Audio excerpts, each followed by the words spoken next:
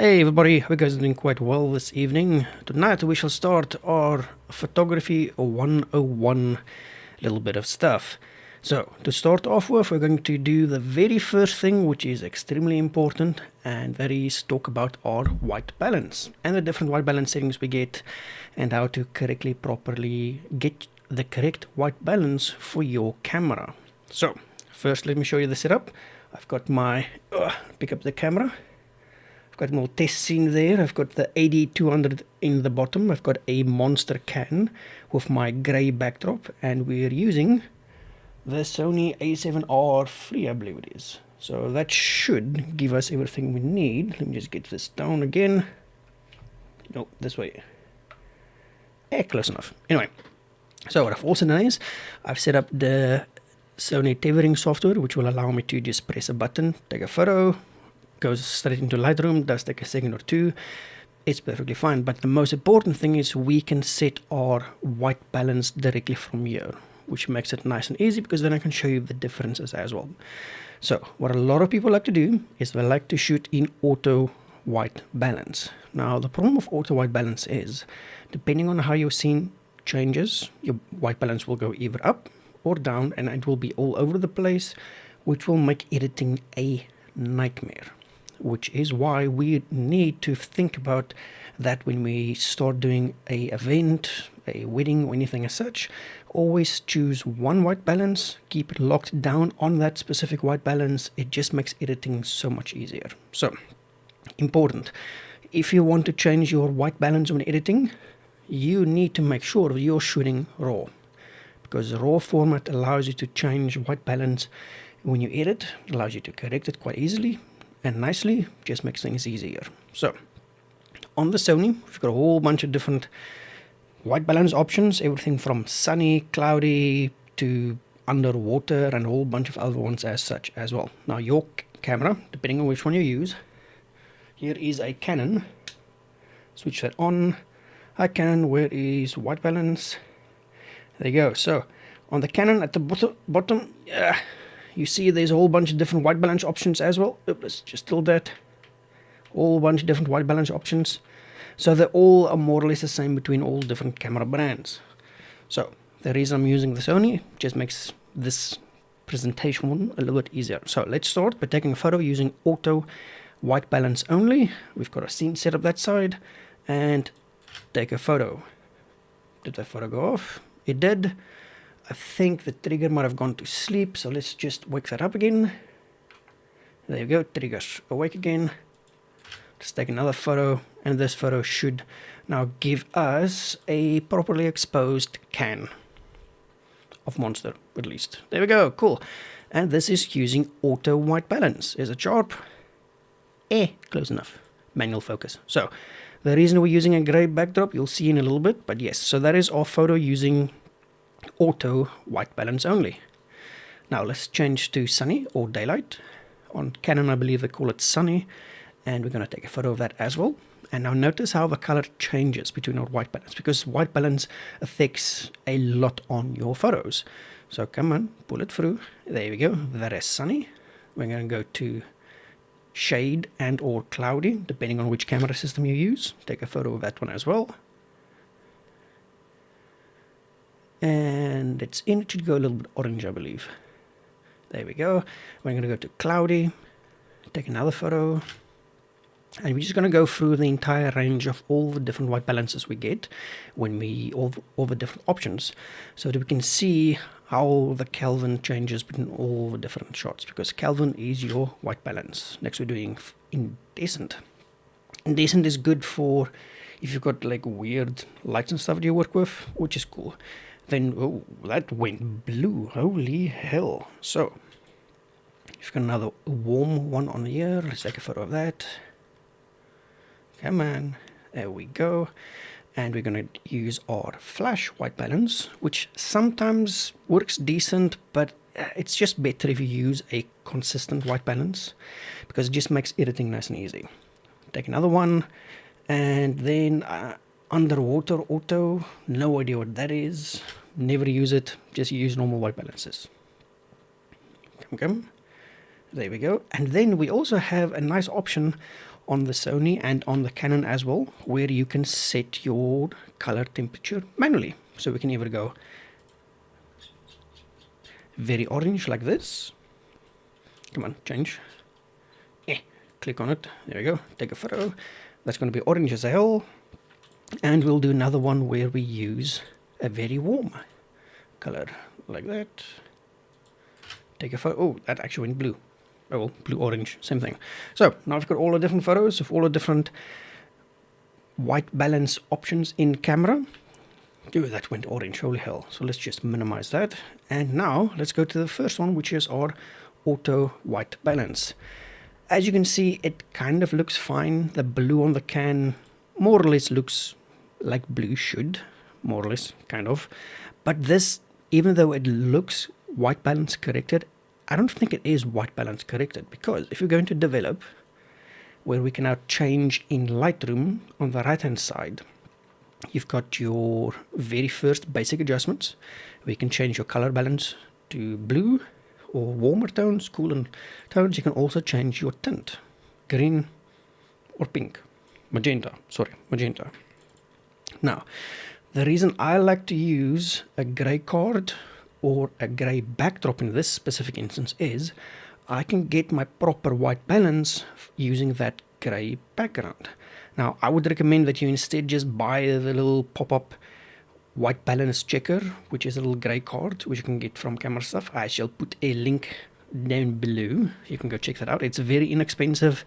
Then what you do is you use that to take your very first photo in a scene, and using that you can then correct your photo and apply that same setting across all your other photos.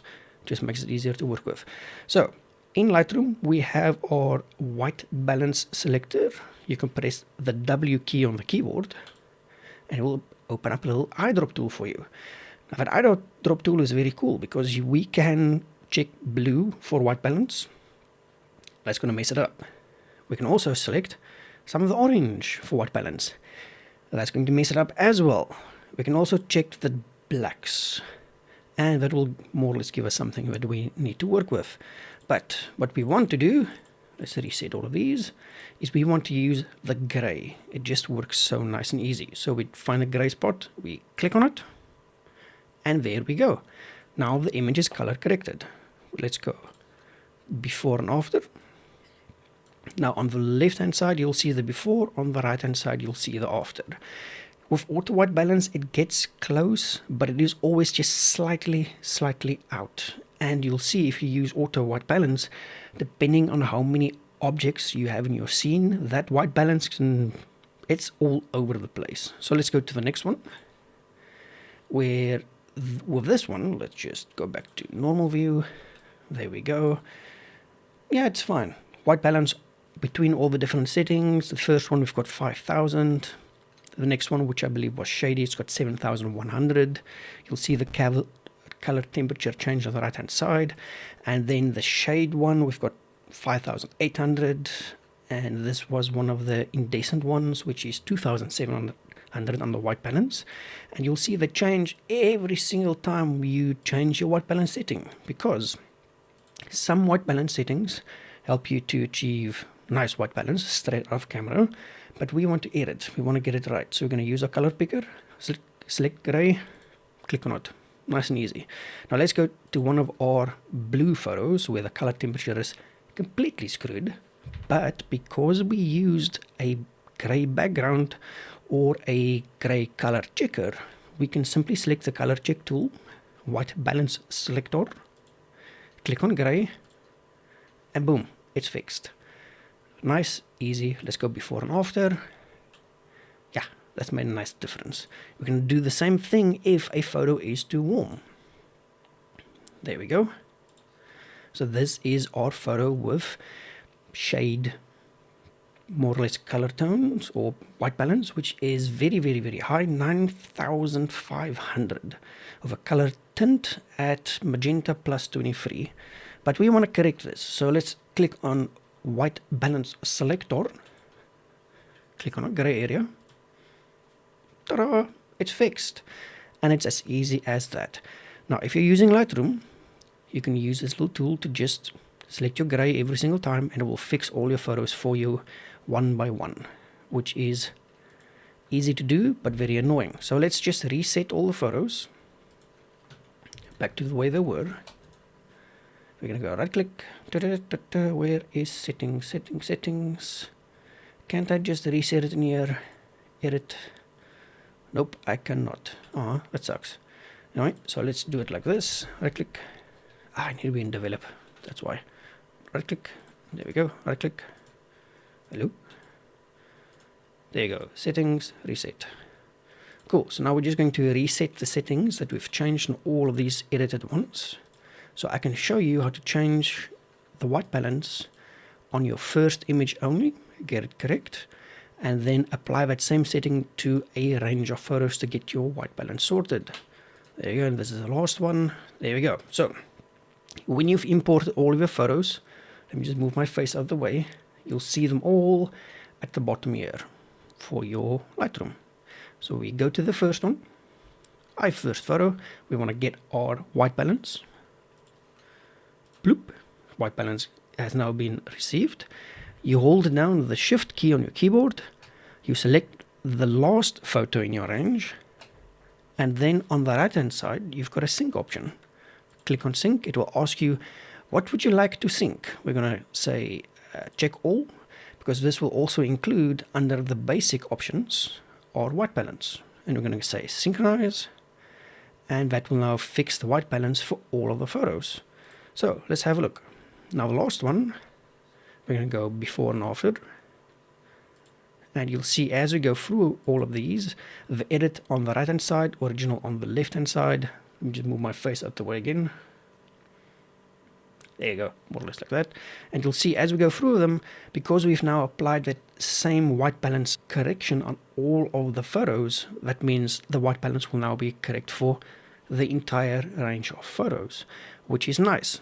But it is very important that you shoot in RAW, because if you do this in JPEG, you're not going to be able to do this. So as an example, let's change the camera to JPEG. Hi camera, no, I don't want to shoot RAW, I want to shoot JPEG. There you go, standard color profile, which is fine. We're going to go back to our white balance, auto white balance on the camera. Perfect. And we're going to go back to single view. Now, let's take a JPEG photo with the incorrect white balance. To give you an example, the flash didn't go off, did it go into sleep? That's going to be black, I think. There you go. Let's just pop the flash. Yeah, it's black. Okay, let's take another photo. There you go, flash did go off this time. Yeah, my trigger I set to sleep if the camera doesn't do anything every, I think, 1 minute or such. Anyway, so now we've got a JPEG file with incorrect white balance. Now on a JPEG file, if we change our white balance, it does a whole bunch of weird stuff. We can now select the eyedrop tool again on a JPEG file, select the gray background. It's not going to work. Because with JPEG files, you cannot correct your white balance as easily as you would with a RAW file. Because RAW files retain all the RAW files retain all the white balance information, where JPEGs do not retain all the white balance information. Which is why, if you take photos at an event, you should be shooting RAW, because that allows you to fix all of this stuff. So let's reset this, and we're going to take two photos. We're going to take a photo using RAW. There we go. And same white balance. Take the same photo. So now we'll have a RAW as well as a JPEG file. So this will now give us our RAW file. Come. There. Oh, trigger went to sleep again. My bad. Let's pop that off again. We're going to redo that. Shoot a RAW file first. And that's going to give us a RAW file. There you go, RAW file, cool. Now we're going to change it to JPEG again and take a photo using JPEG. Cool, so now we've got a RAW file as a RAW file, as well as we've got a JPEG file. And what we're going to do is we're going to correct the white balance on our RAW file, and then try and copy that same setting to our JPEG file to see what happens. So this is our RAW file.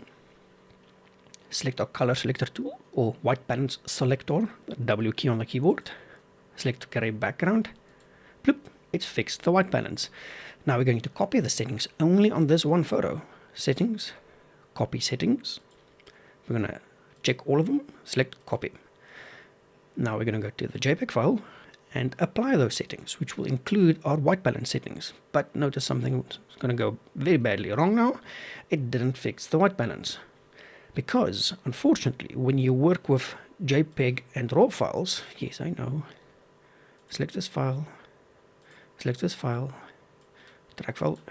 I hate comparison view, never works the way I want it to work. So, on your RAW file, we can now change our color temperature, much easier, as well as we can fix it very easily. But when we go to the JPEG file, let's reset the settings, there you go. If we select the color selector, not going to work. We can also play around with the sliders to see if we can fix it. But what you'll notice is on a JPEG file, when you change the white balance, it doesn't change the white balance. It does a whole bunch of weird stuff because JPEG files do not retain your white balance information. It is very important you remember this when you're shooting, because if you shoot an entire wedding with the incorrect white balance setting on your camera, as well as you shot JPEG, that wedding might be a complete stuff up, simply due to the fact that you've shot with the incorrect white balance. Now let's say you did shoot that wedding with the incorrect white balance. What are your options to fix it if you've shot JPEG? Well, we need to go to black and white. So we're going to change to monochrome. There you go. That's all you can do. Because when you go into black and white, you can now adjust the photo a little bit better for JPEG files. And it should allow you to get a better file than trying to fix the white balance. Because unfortunately, JPEG files and white balance, they're not very good friends, but JPEG files with the incorrect white balance converted to black and white can save you. Keep that in mind. If you shoot a wedding with the incorrect white balance, JPEG files, you need to fix the white balance. You can't fix it, convert it to black and white. Just do it. It'll save you so much time, so many headaches. It just works very nice. But unfortunately, we cannot fix the white balance on JPEG files. It doesn't work. It's just a complete mess up. So, very important. You need to get yourself something gray that you can use. I'm lucky. My backdrops are all gray because I like to work with gray, because it also means that I can fix my white balance easily without using a color checker, because I always lose my freaking color checker. It's just one of those things. But for you, I would recommend that you buy a color checker. It's like $300 or something. It's like very, very, very affordable, and use it when shooting RAW, because it will allow you to grab the correct white balance, which will also help you get very nice skin tones, because having the correct white balance for skin tones means you'll have so much more fun editing your photos. So get a color checker, make your life easy, and get things sorted. So let's hope it works. I'll leave a link down below to one that I would recommend, which is very inexpensive, and see if you can pick it up for yourself, play with it. Or what you can do is simply take some gray cloth, put it against the wall, take a photo in RAW of your camera, and just see what you can do with your white balance. Remember, it's very important that you know how to correctly adjust your white balance for your scene, because white balance is one of the very, very, very first things you need to do when you start editing. You need to correctly adjust your white balance so that everything looks nice, natural, and very good. So give it a try, fix your white balance, shoot on a constant white balance. So what I mean by that is, instead of using auto white balance, rather just select something that is consistent, like shade or whatever. Or if your camera can, let's grab the Canon again. If your camera can do it, let's go to my white balance setting. Hi, white balance. We can go to menu, select color temperature and stuff. Go to white balance adjustment, focus. There you go. And you see there's a little K on a Canon camera. That K means that you can now adjust your white balance by yourself and just set it to something that is consistent, 6,000, 5,000, whatever you want to do. That way when you edit, it just makes life a little bit easier for your editing and stuff. So play around, fix your white balance. This will be the very first step before we move on to fixing your highlights and shadows and things such as well. But for now, let's just focus on getting your white balance correct. And then in the next session, which will be number 2, we will then go about fixing your exposure. So this was our very first little session to just get the basics sorted out for you, covering white balance. Next up, we shall cover exposure and fixing your exposure so everything just looks nice and very fluffy. But remember, should draw. Just saves lives. Photos. Stuff. Anyway, catch you guys soon. Let me get started with the next one.